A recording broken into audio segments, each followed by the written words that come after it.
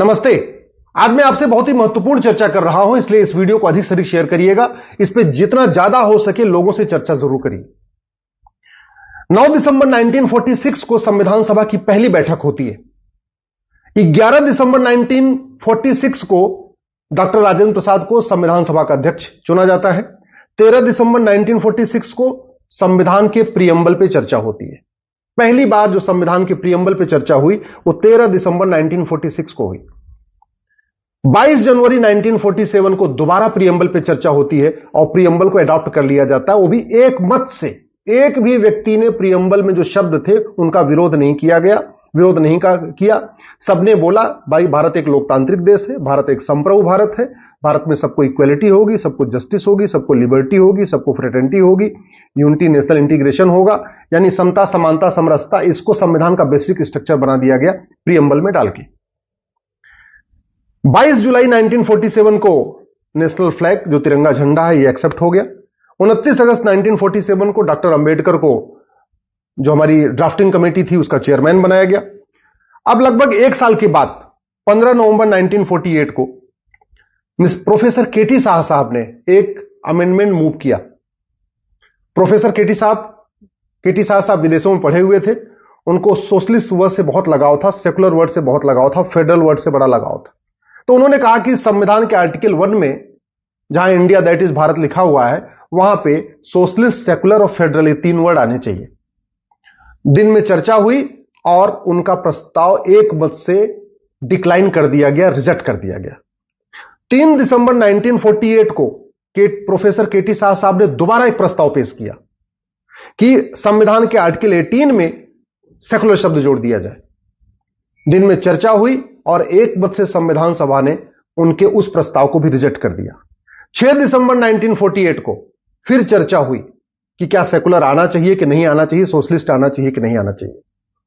पंडित लोकनाथ मिश्रा ने बोला ये बहुत स्लिपरी फ्रेज है, अगर हमने सेकुलर डाला हमारे संविधान में हमारी संस्कृति को बर्बाद कर देगा। एचवी कामत साहब ने कहा कि धर्म अलग होता है, रिलीजन अलग होता है, ये सेकुलर का जो कॉन्सेप्ट है विदेशी कॉन्सेप्ट है, इसकी भारत में कोई जरूरत नहीं है।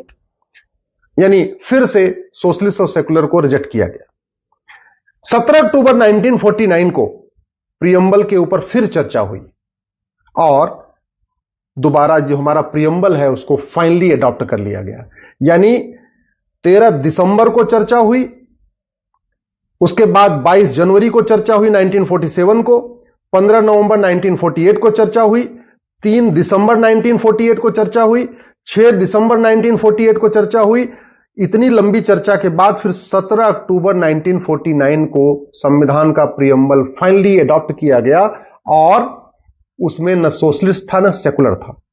26 नवंबर 1949 को हमने दोबारा संविधान अपना एक्सेप्ट कर लिया, जिसको हम संविधान दिवस के रूप में मनाते हैं।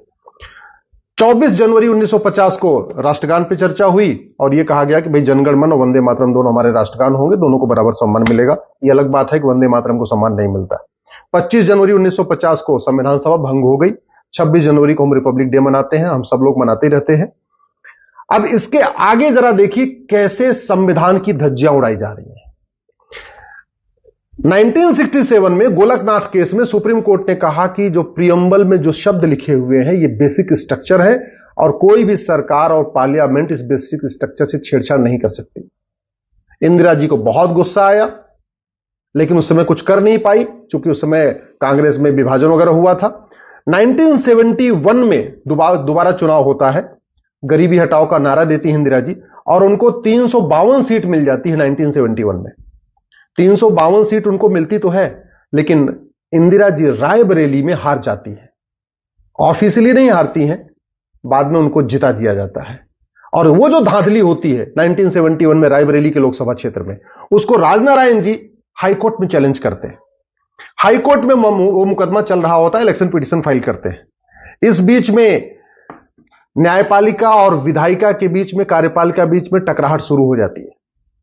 1971 में जैसे इंदिरा जी को 352 सीट मिलती है, वैसे वो सुप्रीम कोर्ट का जो गोलकनाथ केस था उसका जो फैसला पलटने के लिए 24वां संविधान संशोधन पेश कर देती हैं और कहती है नहीं, हमें अधिकार है, हम संविधान में जहां मन करे वहां बदलाव करें। जबकि गोलकनाथ केस में सुप्रीम कोर्ट ने कहा कि आप फंडामेंटल राइट चेंज नहीं कर सकते, प्रीएम्बल को चेंज नहीं कर सकते।